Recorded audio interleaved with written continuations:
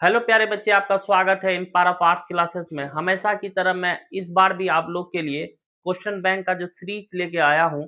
आज पहले ही से ही हम लोग 2009, 10, 11 है ना 4 साल का करवा दिया हूँ। आज मैं 5वां साल 2012 का क्वेश्चन बैंक लेके आया हूँ। देखिए हम लोगों से अलग क्यों है, इसलिए क्योंकि हम एक ऐसे हमारा यूट्यूब चैनल है जो आपको ऑब्जेक्टिव के साथ साथ सब्जेक्टिव में भी आप लोग को क्या कहते हैं कि करवा रहे हैं क्वेश्चन बैंक।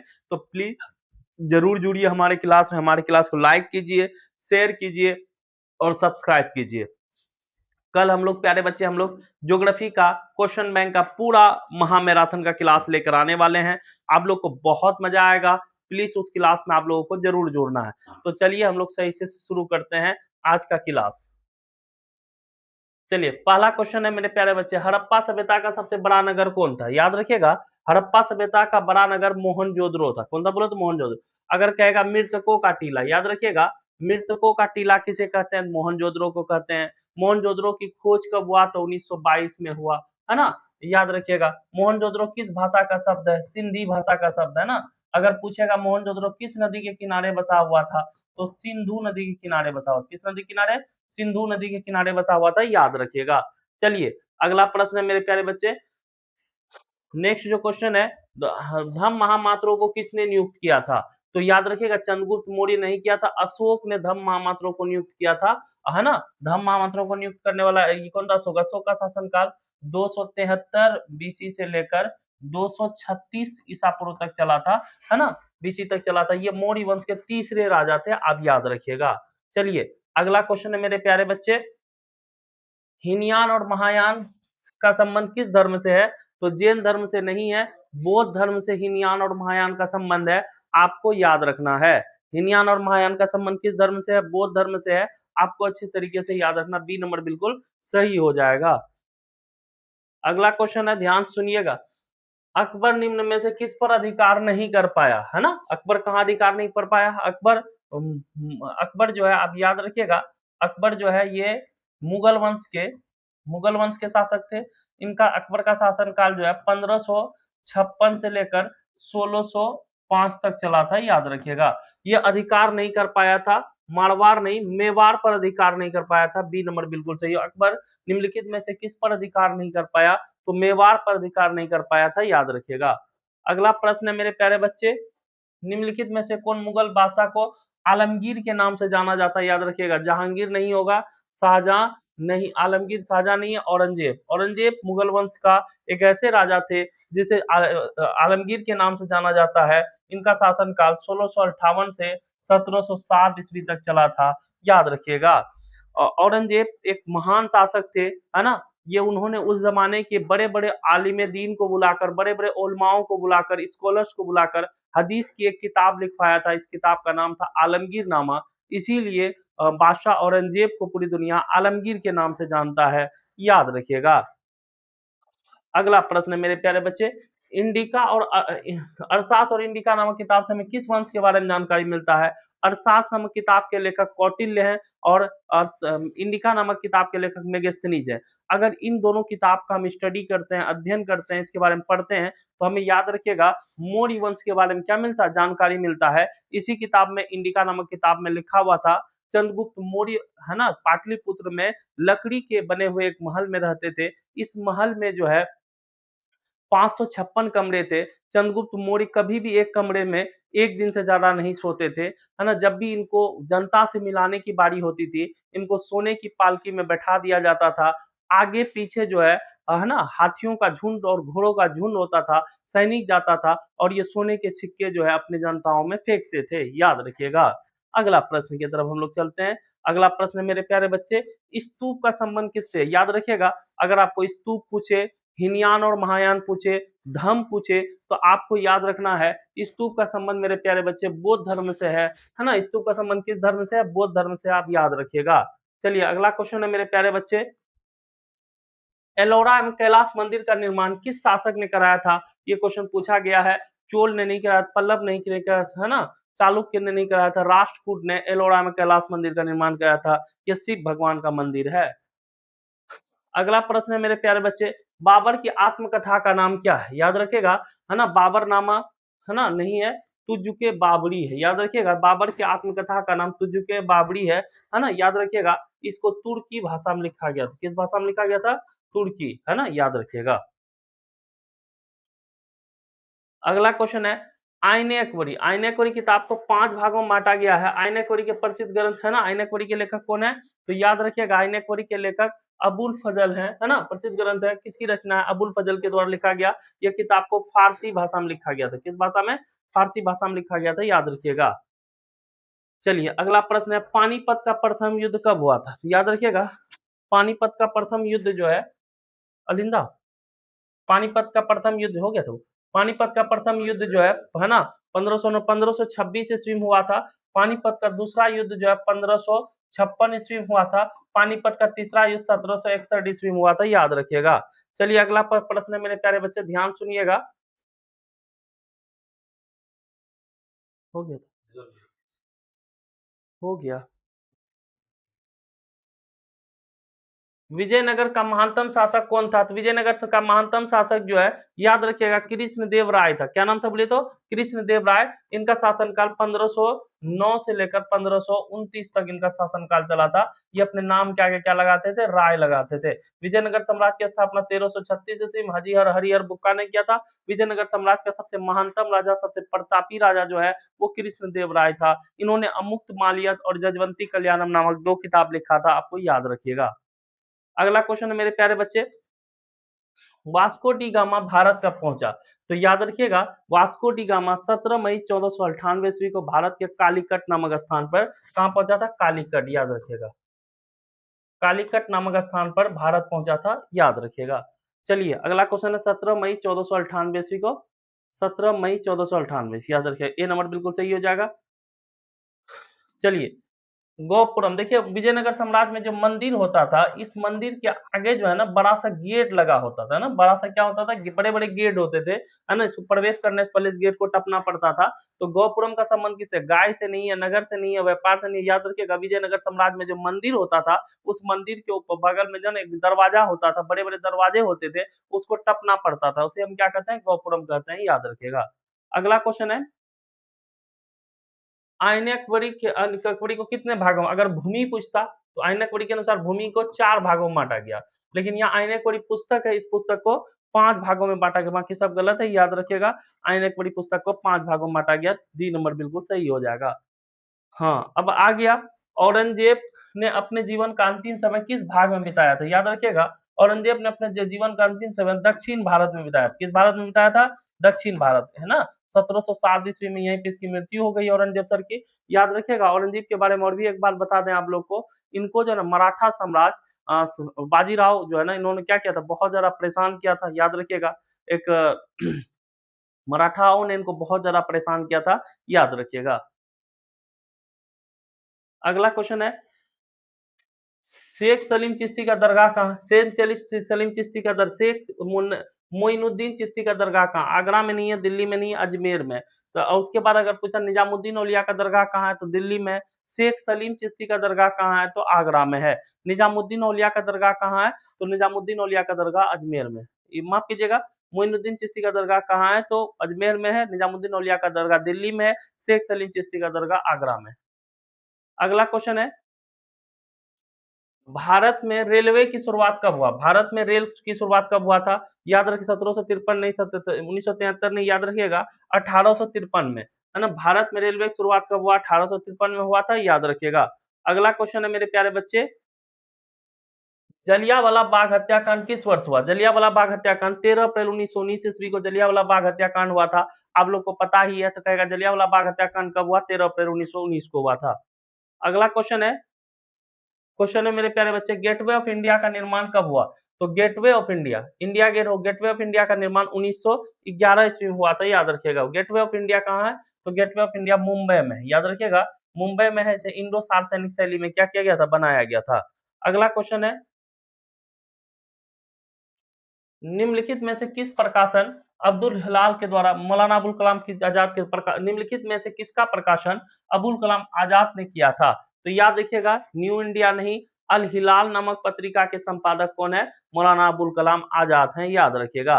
अगला क्वेश्चन है 22वां नंबर क्वेश्चन, सिंधु कानून ने किस विद्रोह का नेतृत्व किया था? याद रखिएगा, सिंधु और कानून ने मुंडा विद्रोह नहीं, संथाल विद्रोह का नेतृत्व किया था। संथाल विद्रोह 1855-56 ईस्वी में सिंधु कानून नामक दो भाइयों ने अंग्रेजों के खिलाफ किया था।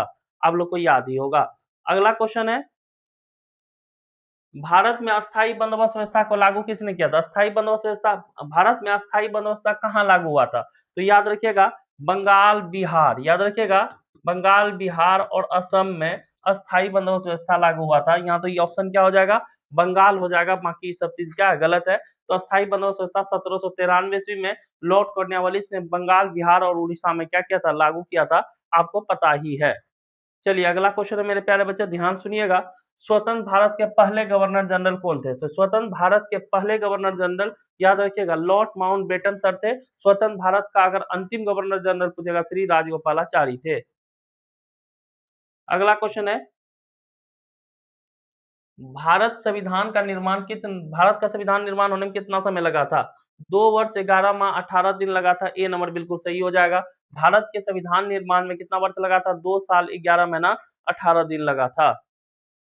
चलिए अब मेरे प्यारे बच्चे, हम लोग 2012 का, याद रखिएगा, 2012 का सब्जेक्टिव हम लोग कर रहे हैं। अब ऑब्जेक्टिव हो चुका है, सब्जेक्टिव कर रहे हैं। अगर आपको 2009 से लेकर, याद रखिएगा, 2009 से लेकर 2025 तक का अगर आपको पीडीएफ चाहिए है ना, क्वेश्चन बैंक का पीडीएफ ऑब्जेक्टिव और सब्जेक्टिव आंसर के साथ चाहिए, तो आप इस नंबर पे कांटेक्ट कीजिएगा। इस नंबर पे आप कांटेक्ट कीजिएगा, आपको ऑब्जेक्टिव के साथ सब्जेक्टिव का रिजल्ट मिल जाएगा। चलिए मेरे प्यारे बच्चे, पहला क्वेश्चन है, हड़प्पा सभ्यता के पतन के, यहाँ पतन हो गया, पतन के कौन कौन कारण थे? तो हड़प्पा सभ्यता के पतन के निम्नलिखित कारण है। पहला बाढ़, दूसरा विदेशी आक्रमण, तीसरा महामारी, भूकंप और सुनामी। याद रखिएगा, हड़प्पा सभ्यता के पतन के निम्नलिखित कारण है बाढ़, उस विदेशी आक्रमण, भू है ना, बाढ़, विदेशी आक्रमण, महामारी, है ना, बाढ़ हो गया, विदेशी आक्रमण हो गया, महामारी हो गया, भूसंकलन हो गया, भूकंप हो गया, ये सभी पतन के कारण है। अगर 5 नंबर पूछेगा डिफाइन कर देना है, और नहीं पूछेगा खाली पॉइंट लिख देना, बस हो गया।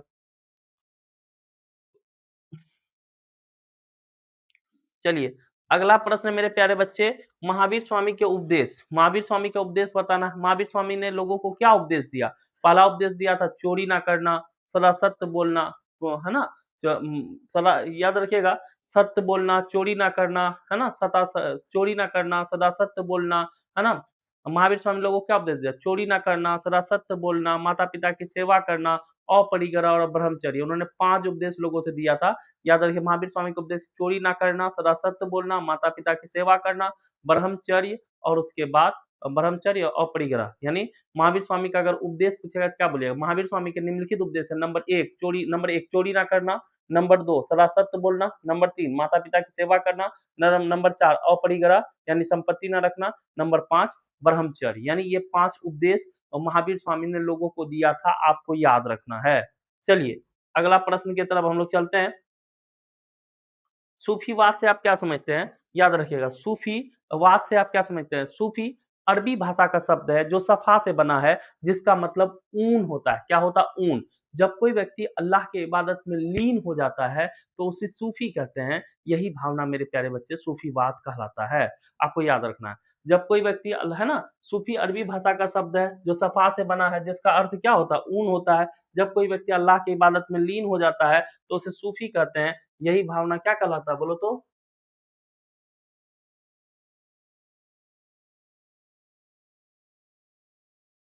यही भावना जो है सूफीवाद कहलाता है। जब कोई व्यक्ति अल्लाह के इबादत में लीन हो जाता है उसे सूफी कहते हैं। यही भावना क्या कहलाता है ना, सूफी अरबी भाषा का शब्द है जो सफा से बना है। जब कोई व्यक्ति अल्लाह के इबादत में लीन हो जाता है उसे सूफी कहते हैं। यही भावना सूफीवाद कहलाता है। अगला क्वेश्चन है, अकबर को राष्ट्र शासक क्यों कहते हैं? है ना, ये क्वेश्चन पूछ दिया गया, अकबर को राष्ट्र शासक क्यों कहते हैं? ध्यान से सुनिएगा। अकबर हिंदू मुसलमानों में भेदभाव नहीं करता था, है ना। अकबर हिंदू मुसलमानों में, अकबर को राष्ट्र शासक क्यों कहा? अकबर को राष्ट्रीय शासक इसलिए कहा जाता है क्योंकि अकबर हिंदू मुसलमानों में भेदभाव नहीं करता था। हिंदुओं के लिए मंदिरों का निर्माण कराया था, हिंदुओं पर लगे हुए जाजिया कर को समाप्त कर दिया था, है ना। उन्होंने किसानों के लिए नहरों का निर्माण कराया था। जिससे किसान अपने खेतों में आसानी से सिंचाई कर लेते थे। उन्होंने बाल विवाह और सती प्रथा को भी समाप्त कर दिया था। यही कारण था मेरे प्यारे बच्चे, अकबर को राष्ट्रीय शासक कहा जाता है। क्वेश्चन पूछेगा अकबर को राष्ट्रीय शासक क्यों कहते हैं, बताइए। अकबर को राष्ट्रीय शासक इसलिए कहा जाता था क्योंकि अकबर हिंदू मुसलमानों में मेरे प्यारे बच्चे भेदभाव नहीं करते थे। अकबर हिंदुओं के लिए मंदिरों का निर्माण करवाया था, है ना। हिंदू हिंदू मुस्लिम की एकता पर बल दिया था, है ना। हिंदुओं पर लगे हुए जाजिया कर को भी क्या किया था, उन्होंने समाप्त कर दिया था। किसानों के लिए नहरों का निर्माण करवाया था, जिससे किसान अपने खेतों में आसानी से सिंचाई कर लेते थे। उनको टैक्स भी देना नहीं पड़ता था। उन्होंने बाल विवाह, सती प्रथा जैसे कुप्रथाओं को समाप्त किया था। यही कारण है प्यारे बच्चे कि अकबर को राष्ट्रीय शासक कहा जाता है। अब अपने तरीके से लिख दीजिएगा। अस्थाई बंदोबस्त व्यवस्था क्या लाभ हुआ, ध्यान सुनिएगा। यहाँ अस्थाई बंदोबस्त व्यवस्था 1793 ईस्वी में बिहार बंगाल और असम में बिहार बंगाल और असम में, है ना, 1793 ईस्वी लॉर्ड कॉर्नवालिस ने लागू किया था। इसकी अस्थाई बंदोबस्ता के लाभ निम्नलिखित है। इसे कंपनी की आय में वृद्धि हुई, कंपनी को बार बार टैक्स वसूलने से छुटकारा मिल गया, कंपनी की आय क्या हो गई, निश्चित हो गई। अस्थाई बंदोबस्ता क्या लाभ हुआ, निम्नलिखित लाभ हुआ। कंपनी की आय में वृद्धि हुई, है ना, कंपनी को बार बार टैक्स वसूलने से छुटकारा मिल गया, कंपनी की आय क्या हो गई, निश्चित हो गई, याद रखिएगा। चलिए, अकबर का धार्मिक नीति को लिखना है। अकबर का धार्मिक नीति कैसा था आपको बताना है। अकबर का धार्मिक नीति बहुत उत्तम था। अकबर हिंदू मुसलमानों में भेदभाव नहीं करता था, हिंदुओं के लिए मंदिरों का निर्माण कराया था, है ना, हिंदुओं पर लगे हुए जाजिया कर को समाप्त कर दिया था। अकबर जानता था कि अगर हमको भारत में लंबे समय तक शासन करना है तो हिंदुओं को मित्र बनाना जरूरी है। इस प्रकार अब हम कह सकते हैं अकबर का धार्मिक नीति बहुत ही उत्तम था।